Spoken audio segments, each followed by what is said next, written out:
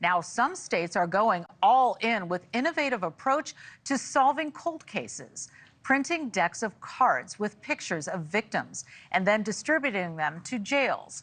The hope is that inmates will come forward with crucial information saying, hey, I know that person. And this strategy is actually working. Cold case cards in Connecticut helped solve 20 cases. In South Carolina, they helped solve 8. But with this success has come some controversy. NewsNation correspondent Elizabeth Prann takes a closer look. It was just a game of cards, the kind prisoners often play to pass time behind bars. But in 2007, at a Lake City prison in North Florida, inmates were playing with a very special marked deck.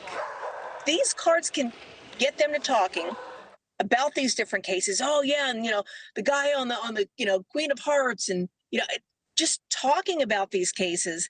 Derek Hamilton was behind bars in 2007 for possession of cocaine. He drew his hand and saw a familiar face staring back at him from beyond the grave.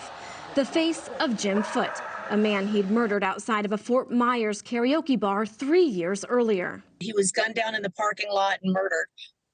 There was very little information that had come forward.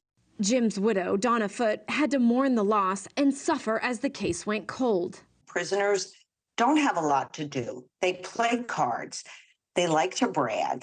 They started this cold case deck of cards, and they put Jim in. The first edition of Crime Stoppers Cold Case Cards was about to pay off big time.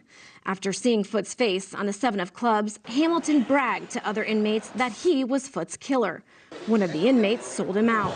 Out of nowhere, law enforcement ended up getting a letter from an inmate from the prison in Lake County who was playing with that very first deck of cold case cards and said, hey, my former cellmate was talking to me about the Jim Foote case. He told me that he had killed the guy. The phone rang and I answered it, and she said, I just wanted to let you know that we arrested the person that murdered your husband. Hamilton never contested the murder charges. His conviction made possible all because of a deck of cards. Now the program is taking off. Correctional facilities from Minnesota to Indiana and Connecticut have adopted the program. More than 75 prisons and correctional facilities have an edition of the Crime Stoppers cards. It can never work too well. We need the information. Law enforcement need the information. We're just the go-between. Lori Massey is the coordinator at Mississippi Coast Crime Stoppers.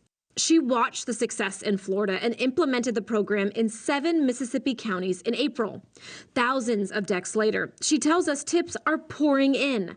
One of her wardens, Evan Hubbard, says the cards are an opportunity for prisoners to atone for their past wrongs. You have people that just made a bad decision, but their moral compass is very well aligned. And if they have information, in this situation, you have a lot of time to think about your transgressions. But it's not all good news. Hubbard admits inmates could be motivated to snitch for selfish reasons, like landing a sweetheart deal from prosecutors.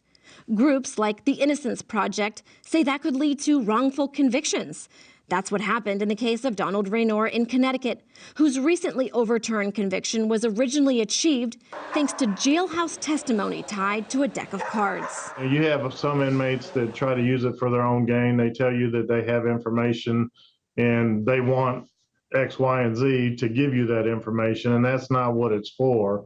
Those risks notwithstanding, victims' families say the benefit of potentially clearing cold cases makes this program a bet worth making. Whenever we have the opportunity to push the cards or tell people to continue to fight to try to get some answers to a violent crime, my daughter and I are right there trying to do it. So, Laura, families tell us that they want to see this program expand. Like, they want to see it an international tool to help families who have been missing loved ones for years, if not decades, and maybe even help fight human trafficking. I have a deck right here. This is the 3rd edition of the Florida cards. But I will say Connecticut has had so much success, they're actually printing their 6th edition. And you may think about cost, Laura. It costs anywhere between $3,000 and $6,000. These are privately funded or they're funded by grants. But what families tell us is that even these tips are simply priceless. Thanks so much for watching. Go to joinnn.com to find NewsNation on your television provider. And don't forget to click the red subscribe button below to get more of NewsNation's fact-driven, unbiased coverage.